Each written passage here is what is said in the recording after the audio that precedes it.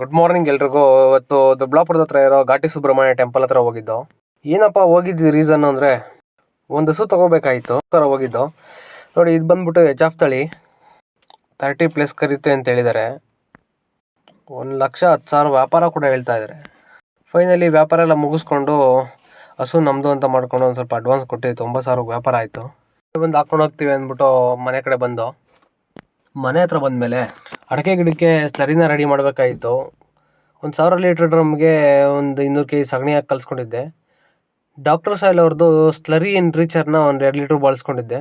ಮತ್ತು ಒಂದು 10 kg natural ಬೆಲ್ಲ, ಅದು ಬ್ಲಾಕ್ ಬರುತ್ತೆ. ಒಂದು 25 kg ಹಿಂಡಿ ತೊಗೊಂಡಿದ್ದೆ, ಕಡಲೆಕಾಯಿ ಹಿಂಡಿ.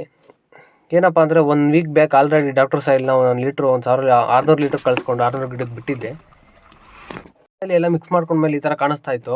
ಒಳಗಡೆ ಕಸ ಬೀಳುತ್ತೆ ಅಂದ್ಬಿಟ್ಟು ಚೀಲ ಮುಚ್ಚಿದ್ದೀನಿ. ಲೈಕ್ ಮಾಡಿ, ಶೇರ್ ಮಾಡಿ, ಫಾಲೋ ಮಾಡಿ, ಸಬ್ಸ್ಕ್ರೈಬ್ ಮಾಡಿ ಅಂತ ಹೇಳ್ತಾ ಇಲ್ಲಿಗೆ ಈ ರೀಲ್ ಎಂಡ್ ಮಾಡ್ತಾಯಿದ್ದೀನಿ.